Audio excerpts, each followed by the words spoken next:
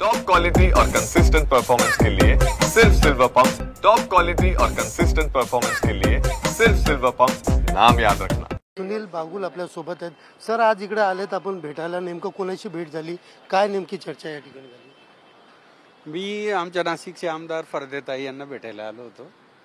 फरदेताई आत्ताच विधान भवनामध्ये गेल्या आणि आम्ही आता परत नवी मुंबईमध्ये चाललो। पण तुमचा पक्षप्रवेश आज होणार होता, नेमका तो थांबलेला आहे काय?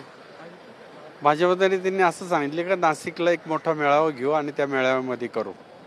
दुसरीकडे कायला गेलं तर कुठेतरी संजय राऊत यांनी ट्विट केलेलं की फरार असल्याचा आरोप असल्याने गुन्हा दाखल आहे, त्यामुळे पक्ष प्रवेश थांबवण्यात आला। तसं नाही, त्यांनी सांगितलं नाशिकमध्ये एक मोठा मेळावा आहे, त्या मेळाव्यात तुम्ही प्रवेश करा। ठाकरे गटाने आता हकलपट्टी केलेली आहे, तर काय सांगाल की अशा पद्धतीचे अनेक जण जे आहेत ते भाजपमध्ये प्रवेश करत आहेत?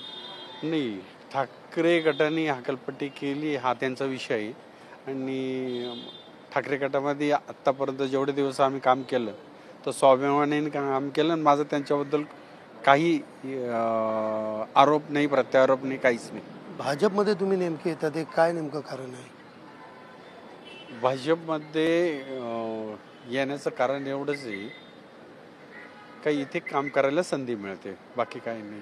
मामा राजवाडे हे देखील त्यांचाही पक्षप्रवेश होता, मात्र दोघं जण एका गुन्ह्यात असल्याचं सांगितलं जात होतं, त्यामुळे हा थांबवण्यात आलेला आहे। आता तुमचं काय नेमकं या ठिकाणी बोलणं झालं? आमच्यावर अशा पद्धतीचा कोणताही गुन्हा नाही आणि त्या गुन्ह्यामुळं आमचा प्रवेश थांबला असं काही नाही।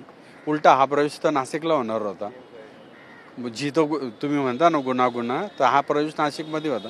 नाशिकच्या ऐवजी आता हा पुन्हा नाशिकलाच होणार आहे। म्हणजे यावेळेस पूर्ण शक्ती प्रदर्शन करत मोठ्या प्रमाणात हा होणार आहे असं सांगता येईल? हो हो, एकंदरीत पाहायला गेलं तर पूर्ण शक्ती प्रदर्शन करत यावेळेचा आमचा जो पक्षप्रवेश आहे भाजपमधला तो नाशिकमध्येच होणार असल्याचं या ठिकाणी सांगितलेलं जात आहे।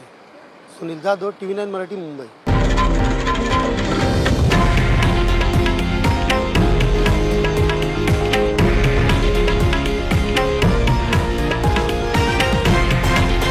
हे आहे देशातील नंबर 1 न्यूज नेटवर्क आणि आपण पाहत आहात TV9 मराठी, एकमेव।